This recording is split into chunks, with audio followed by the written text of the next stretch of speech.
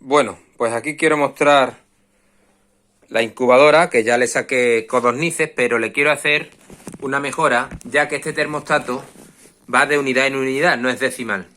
Entonces ahora mismo está en 37,5, que sería una temperatura bastante buena, pero claro, eso está en 39,6, o en 36,9, perdón, y este en 36,8.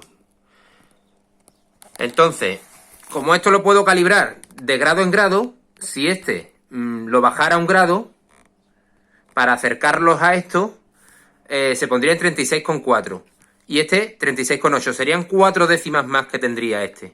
Entonces, cuando este subiera a 38, este se subiría a 38,4. Entonces, el problema no es que oscile la temperatura entre 37 y 38. El problema es que oscila entre 36,5 y 37,5, u oscila entre 37,5 y 38,5.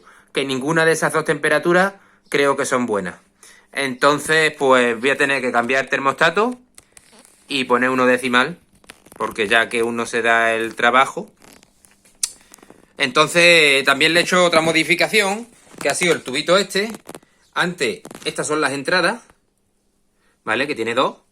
Y aquí tenía una pequeña salida. ¿Qué es lo que le he hecho? Con esta salida que tenía, el problema que tenía que, como el aire de dentro está más húmedo que el de fuera, pues condensaba y goteaba. Como esto chapa, goteaba la gotita de óxido. Entonces, y por dentro entre las dos capas de la nevera o del congelador, pues se metía el agua y caía por aquí abajo. Por aquí abajo, por dentro, salía el agua condensada. Entonces le metí una goma, le he puesto su silicona caliente y el orificio es un poquito más grande que el anterior. El de dentro es un poquito mayor. Entonces ya cuando condense va a gotear aquí, pero va a gotear agua limpia y no va a afectar a la estructura de la incubadora. Otra cosa que le he hecho es que antes tenía este ventilador bueno, pero quizás excesivamente potente para la capacidad de la incubadora. Ahora le he puesto y funcionaba solo cuando encendía el termostato, es decir, cuando saltaba encendía el ventilador y la resistencia a la vez. Ahora le he puesto un ventilador menos potente, pero está continuamente funcionando. Y el único que salta es la resistencia. Con lo cual he conseguido homogeneizar el aire interior. ¿De acuerdo? Le he puesto también lo he corregido y le he puesto un cristal de 4 milímetros fuera y otro dentro. ¿Vale? Le he puesto también ahí un termómetro, que se ve que ahora mismo está en 37 con poco, que coincide justo con aquel que tengo. Que no se va a ver, sí se va a ver. Que también son 37 con poco. Entonces se homogeneiza.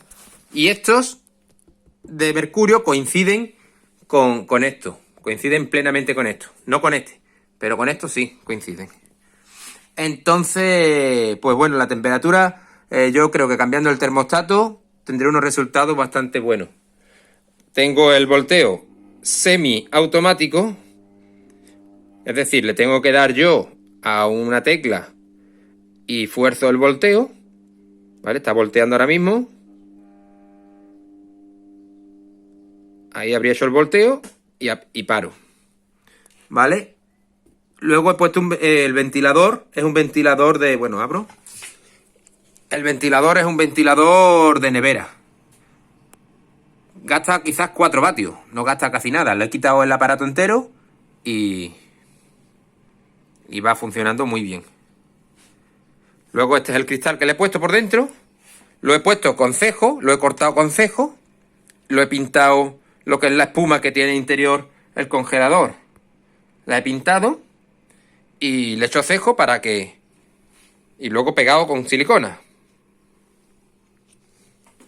¿Vale? Mira cómo se queda. Un cordón de silicona y el cristal pegado. Y ya está. Se queda perfecto. ¿Veis? Le he puesto cejo y ya tiene una visión muy amplia del interior. Cristal por fuera y cristal por dentro. ¿Vale? Aquí se ve mejor el cejo. Un termómetro que la temperatura la coge de dentro y me lo marca Lo veo desde fuera, ya no tengo que abrir la nevera para nada, o el frigorífico. Y creo que cambiando el termostato, pocas más cosas se le pueden hacer.